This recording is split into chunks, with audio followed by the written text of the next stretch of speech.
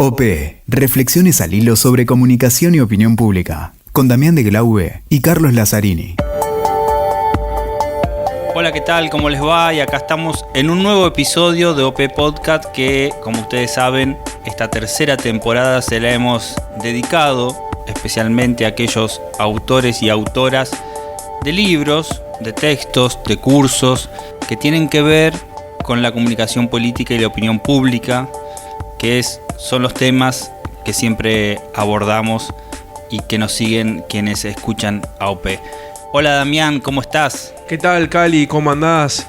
Bueno, hoy tenemos un podcast de lujo, ¿no? La verdad, yo no sé tu caso, a José Luis lo leo porque es uno de los... Presentalo antes de decir. No, claro, José Luis Orihuela es uno de las personas que yo recuerdo, por lo menos cuando me empezaba a interiorizar por los blogs, que era aquella, digamos, cuando arrancaba internet y un tiempo después, te daba la posibilidad de escribir e interactuar, comentar. El comentario era todo un tema, más allá de los medios tradicionales. José Luis, obviamente, aparte de escribir en Ecuaderno y que es de culto prácticamente para... Decí bien cuál es, para quien nos escucha, está muy muy bueno. Ecuaderno, lo buscan, José Luis Orihuela, es de culto para todos aquellos a los que le interesa reflexionar sobre el impacto de Internet. Bueno, él siguió escribiendo, por supuesto, libros, artículos, reflexiones y una conversación fluida. Combinado, Cali, disculpa que me meta, con un camino académico notable, doctorado notable. En ciencia de la información. No, y lo siguen. Profe de comunicación en totalmente. Europa, en España. Alguien que, como muchas veces decimos acá, combina el conocimiento académico, el camino académico, la difusión y la calle. Exactamente. Es más, si te fijas en este último libro, que es del que vamos a hablar, que se llama Cultura Digital, tiene que ver, él lo menciona en su introducción, que más allá de la bibliografía, que la consigna al final, porque no quiere hacer ruido con las notas al pie y demás, genera una conversación con todos los autores y autoras y que siempre lo siguen, lo que él manifiestan, y que la divulgación a la que vos hacías referencia es un libro de divulgación, justamente. Por eso no le quiere dar un tono tan acartonado o tan de teoría, sino más bien recoger esa experiencia que él tiene de cómo ha ido impactando Internet en la cultura, cómo ha modificado la cultura de una sociedad, cómo ha impactado en la educación, en la empresa, en los medios de comunicación, en la política y en las distintas esferas y dimensiones que siempre abordamos en estos podcasts. Exacto, Cali, y si vos te fijás los títulos del libro, los capítulos, son los pequeños segmentos que a veces hablamos aquí, los aspectos de la comunicación política, la cultura, quien domina la cultura domina la sociedad, decían hace unos años. ¿Cómo nos modificó esto desde la vida cotidiana hasta la acción de comunicación en campañas, en empresas, en la educación, como bien decías vos, en este podcast? Estas preguntas que hemos consensuado para que vos las hagas, Damián, esperábamos mucho la oportunidad de hablar con José Luis, queremos que la comunicación salga pura, limpia, para que todas la puedan escuchar bien. Así que, bueno, nada, te dejo en conversación con José Luis para que preguntemos y escuchemos atentamente lo que nos dice un gran especialista. Culturas digitales, podríamos decir que es un destilado de 25 años en Internet, de explorar Internet, de ensayar sus distintas plataformas, especialmente los blogs, Twitter, las redes sociales, de pensarlas, de explicarlas en clases, en conferencias, y sobre todo de escribir mucho sobre la red en la propia red. Con lo cual el objetivo del libro es un poco unir los puntos, ¿no? Lo que decía Steve Jobs en su famosa conferencia, ¿no? Los puntos solamente se pueden unir cuando miramos hacia atrás. Unir los puntos que me permiten, pues, bueno, descubrir los patrones de esta trayectoria, de intentar entender y explicar el impacto cultural de la red de Internet sobre los medios, sobre la comunicación, sobre el periodismo, la educación, la empresa y la política. intentar sistematizar una serie de escritos que nacieron digitales y que en consecuencia están muy dispersos y que vienen siendo utilizados por mis colegas y por mis estudiantes a lo largo de todos estos años, recorriendo material en PDF, a enlaces que a veces funcionan, otras veces no funcionan. Entonces el libro lo que hace es una selección de esas reflexiones sistematizada, organizada temáticamente, reescrita, está todo reescrito, y ofrecerla, como te decía al comienzo, como un destilado de 25 años de reflexión sobre la red de Internet. Y bueno, yo me adentro en un tópico que tiene el libro que me pareció fundamental, chocante y además todo un debate. La comunidad es el mensaje. Qué afirmación contundente en tiempos digitales. Bueno, como sabes, a lo largo de la historia de la comunicación, el foco, el acento, intentar descubrir cuál es la piedra angular de la comunicación siempre ha sido un tema de interés primordial para los que nos dedicamos a investigar y a enseñar esto. Durante muchos años, antes de la eclosión de Internet, se decía que los medios eran los reyes, ¿no? El medio es el rey, porque claro, acceder a unas rotativas, a un periódico, a las ondas radiofónicas o a la señal televisiva era un recurso escaso, una tecnología muy costosa y un proceso hiperfiltrado por los editores, con lo cual quienes tenían el acceso a los medios, que hemos llamado medios masivos de comunicación, eran los reyes del cotarro. Bueno, paulatinamente, con el boom de la red de Internet y la democratización del acceso a plataformas de publicación, la democratización del acceso a las plataformas de publicación, se empezó a poner en valor realmente el contenido. Ya no tenía mérito tener un medio porque realmente toda la gente que tenía conectividad tenía un medio. Con los blogs era como tener un medio escrito, con los podcasts como un medio radiofónico y con YouTube y el streaming como un medio audiovisual. Con lo cual lo que te diferenciaba no era tanto el disponer de una plataforma técnica de difusión, porque eso se había democratizado. Lo que te diferenciaba era la calidad de tu contenido. Entonces se dijo, no, los medios no son el rey, el contenido es el rey. Luego con el boom de la parte social de la red, la que hemos llamado la web 2.0, empezamos a entender que si ese contenido no se convertía en conversaciones, estaba muerto. Entonces, allí empezó este concepto de que lo que realmente es clave en la nueva red es la formación de comunidades en torno a contenidos compartidos para establecer conversaciones. Y ese es el contexto en el cual se entiende este sentido de la comunidad es el mensaje.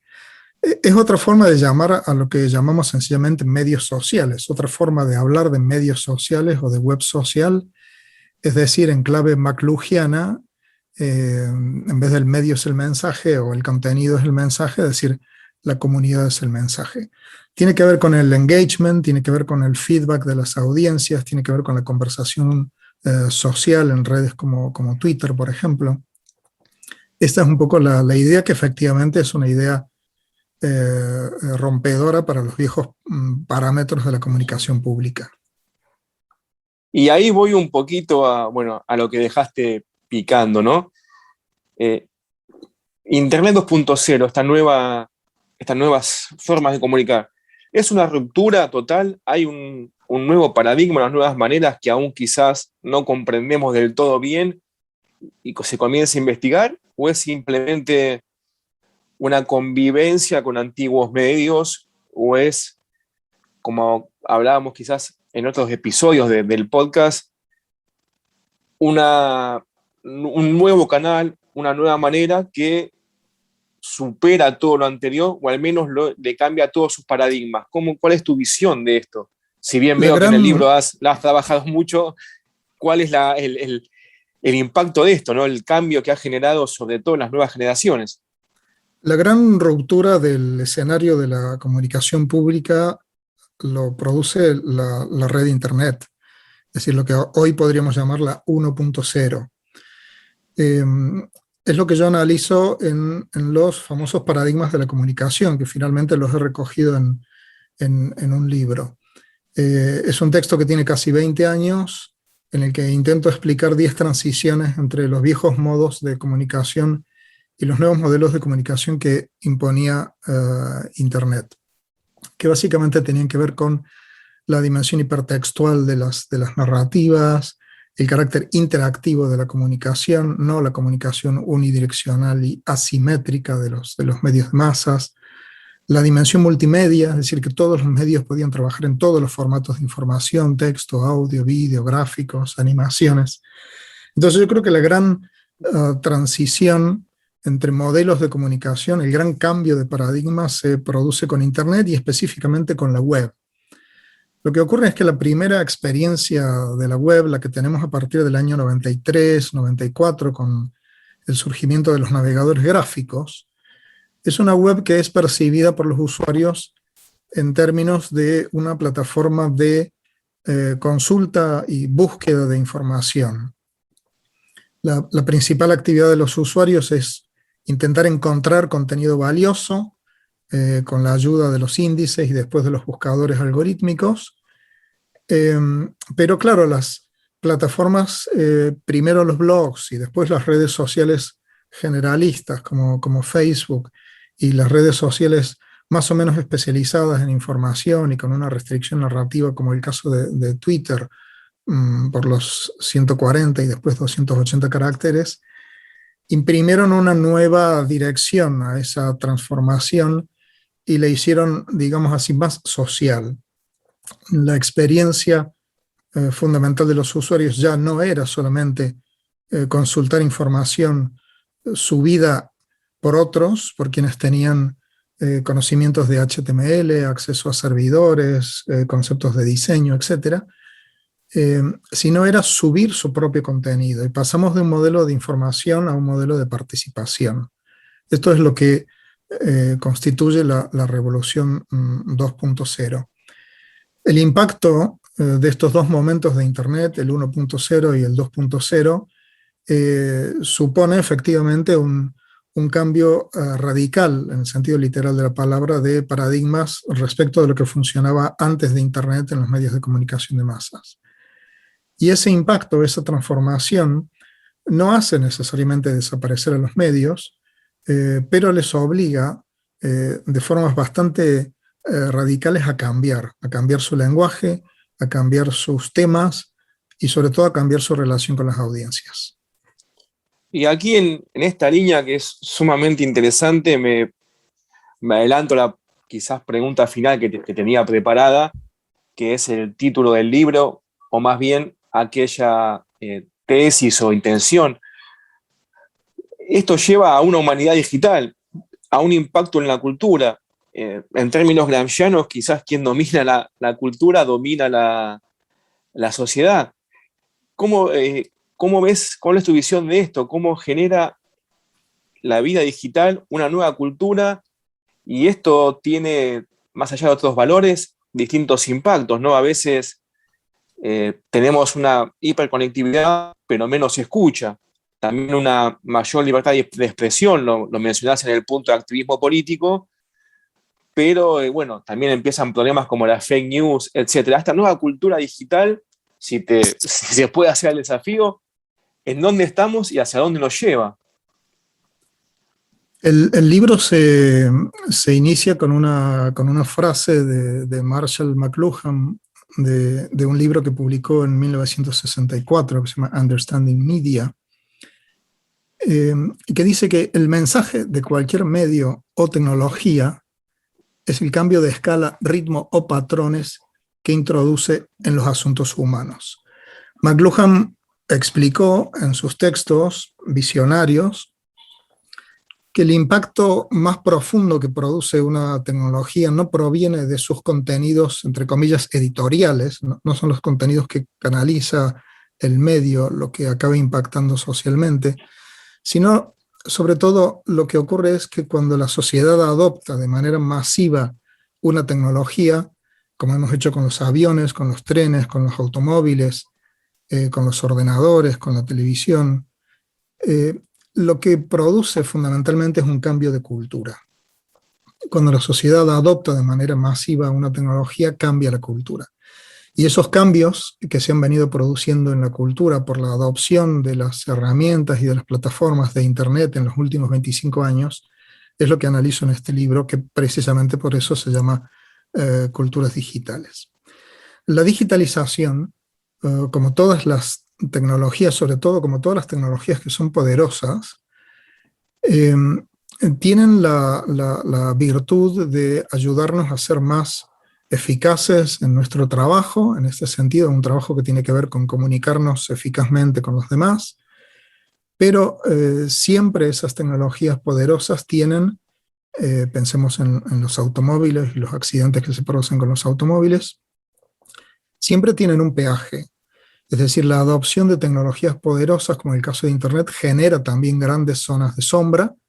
Esto tiene que ver con lo que en América Latina se conoce como brecha digital, lo que tiene que ver con el fenómeno global que has mencionado antes de las fake news, perfiles falsos, cámaras de eco, etc. Es decir, no podemos adoptar una tecnología prescindiendo de los efectos negativos que conlleva.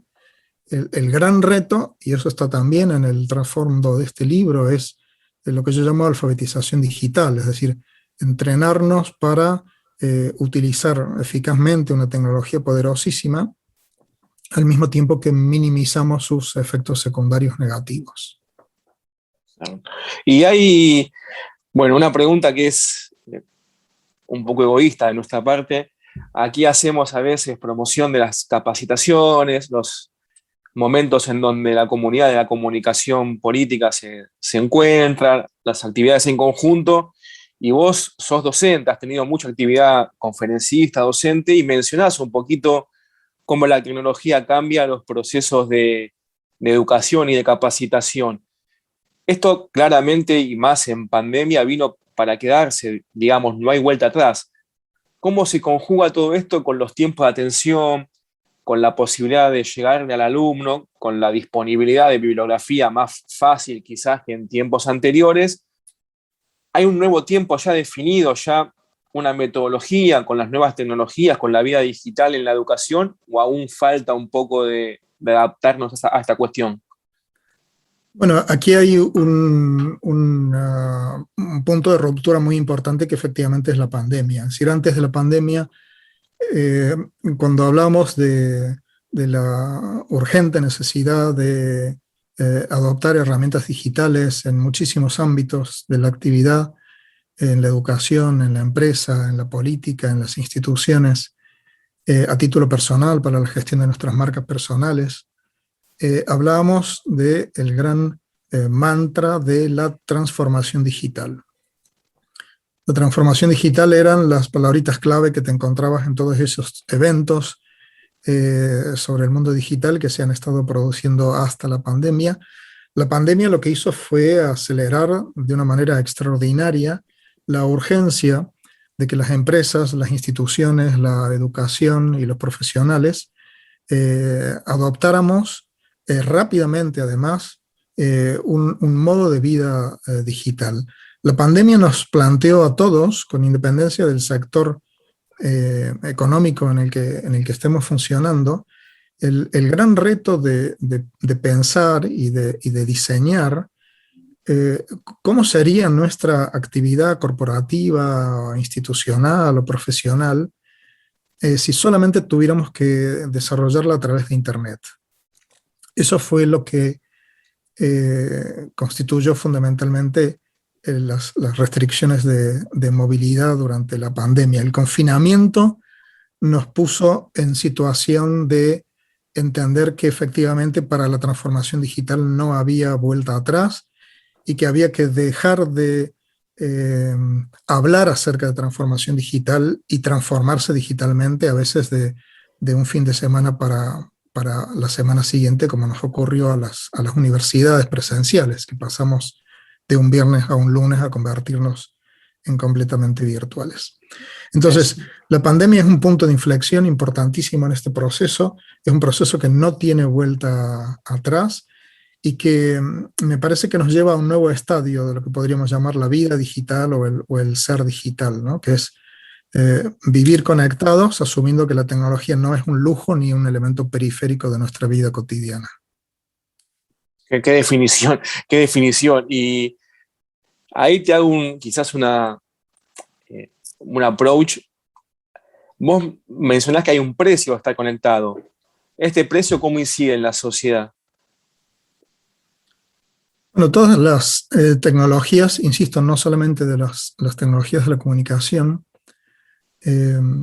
se venden con una promesa. Si tú vendes una lavadora o un lavavajillas o una nevera o un microondas o por supuesto una computadora, con una promesa, esto le va a hacer su vida más fácil, más rápida, más divertida.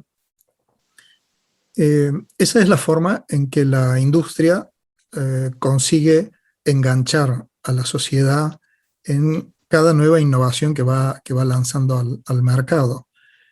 Nos sentimos incluso atrapados por esas promesas y sentimos la necesidad de disponer de esas tecnologías para ser completamente felices. Esto puede ser un automóvil, un nuevo equipo de refrigeración, un nuevo equipo de música, una nueva impresora, un nuevo ordenador o lo que fuera.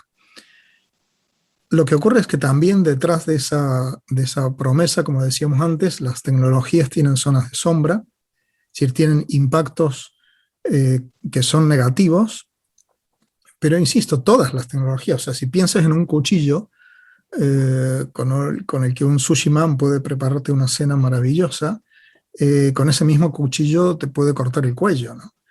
Entonces, cuanto más poderosa es la tecnología, y estamos hablando de una tecnología de alcance global, de alcance universal, accesible para cualquier persona con un dispositivo móvil con conectividad, etc., cuanto más, digamos así, potente es una tecnología, su promesa es más atractiva, pero sus zonas de sombra son mayores. Zonas de sombra de la cultura digital, bueno, tienen que ver con la captura, el secuestro de nuestra atención. La economía digital es una economía que funciona sobre nuestra atención. Las empresas tecnológicas necesitan que estemos conectados todo el tiempo, que estemos consultando hasta el infinito, haciendo scroll down nuestros muros en redes sociales. No quieren que salgamos de allí. Nuestra atención además está no solamente secuestrada, sino que está fragmentada por un montón de estímulos, que son las notificaciones, por ejemplo, que recibimos todo el tiempo, de alguien que nos está siguiendo o dejando de seguir o poniendo un like o reclamando nuestra atención con un mensaje, etc. La concentración de nuestra atención en una sola tarea, como la que, por ejemplo, requiere escribir un libro, se hace cada vez más difícil en un entorno como el digital, donde esa atención está capturada por esas plataformas y está dispersa entre un montón de estímulos. Y luego hemos visto que el secuestro de la vida social, que es muchas veces el argumento que se utiliza por los mayores frente a los nativos digitales para decirles, estás todo el día conectado, vuelve a la realidad, realmente no ha sido tal, porque la pandemia ha demostrado que hemos podido realizar nuestra vida social precisamente gracias a la hiperconectividad. Entonces, como digo, hay un punto de equilibrio entre las promesas y los riesgos de la tecnología que se consigue gracias a la alfabetización digital, al entrenamiento para usar estas herramientas no desde un punto de vista funcional, cómo se enciende, cómo se apaga, sino desde un punto de vista social y cultural. ¿Cómo puedo sacarles más partido para mejorar mis oportunidades sociales, profesionales, etcétera? La verdad que es excelente la exposición. Y algo, bueno, agradeciéndote tu tiempo para culminar, decimos que tu libro lo pueden conseguir en formato ebook, también a aquellos que nos escuchan desde otros países de Iberoamérica, en Amazon, que los recomendamos. Le pedimos a todos los autores en esta temporada de autores, valga la redundancia, que estamos entrevistando, que nos cuenten para que haya quizás digamos, un flujo de bibliografía, qué autores ellos recomiendan o qué autores han sido incidentes para su libro. En este caso te hacemos la misma consulta a vos. ¿Qué autores en tu libro han sido importantes como consulta teórica y los recomendás también para nuestra audiencia? Así tenemos un flujo de capacitación sostenida. Culturas digitales, efectivamente, como dices, ya está disponible en preventa en todo el mundo en ebook a través de Amazon. Se puede conseguir para cualquier país del mundo porque está liberado para todos los países a través de Amazon. El 27 de agosto estará disponible. En la edición en papel empieza el 27 de agosto la distribución en España, y como sabemos que ocurre con el papel, pues irá lentamente llegando a mercados internacionales. Y en lo que preguntas sobre los autores es muy interesante, porque de hecho el libro contiene una bibliografía temática, sobre todo de los textos y de los autores con los que he dialogado, he trabajado, he pensado, he enseñado a lo largo de estos 25 años, y son cerca de 180 o 190 autores, que ahora te los pasaré porque los tengo en una lista de Twitter y en una wishlist de Amazon. Y no quiero, digamos, dejarme a nadie haciendo una afuera, muy rápida, ¿no? Pero ahora mismo te lo comparto para que lo puedas incorporar en los comentarios del podcast. Exactamente, eso haremos, y también lo pondremos en las redes para que la comunidad de la comunicación siga teniendo líneas de consulta y siempre que haya bibliografía y conversación disponible. La idea de este podcast es que siempre conversemos y haya idas y vueltas, dudas, nuevas teorías. Así que, José Luis, te agradecemos muchísimo, muchísimo tu tiempo. Y ahora sí, antes de despedirnos, la última cuestión, que te metiste en un tema realmente complejo, porque parece hoy fácil en esta moda de lo digital, pero yo estuve viendo el índice, estuve chusmeando algunos adelantos que hay en la web del libro, que es genial. Punteaste temas que son realmente complejos. ¿Cómo lograste sintetizar esa obra con un tema tan dinámico como es la cultura de Internet o la humanidad digital hoy? ¿Cómo pudiste lograr esos puntos temáticos, esos títulos, sin irte de un lado a otro, que es lo que la tecnología hoy nos hace hacer, digamos, como bien decías, dispersar la atención, y es muy difícil cerrar un punto de atención? ¿Cómo lograste esto en esta obra que, insisto, los títulos que yo he visto de los capítulos promete muchísimo y nos da demasiada ansiedad para que ya llegue el 27 de agosto? Bueno, como decíamos al comienzo, este libro, Culturas Digitales, es un destilado de casi 25 años de Internet, con lo cual hay muchos años por detrás escribiendo y refinando estos textos. O sea, son textos que han pasado por un montón de filtros a lo largo de estos años. Algunos comenzaron como una idea en un tweet, después se desarrollaron como un artículo en un post, luego cobraron cuerpo en una conferencia, luego esa conferencia se desarrolló narrativamente en un artículo, y luego ese artículo, al compartirlo en redes, obtiene feedback que permite enriquecerlo.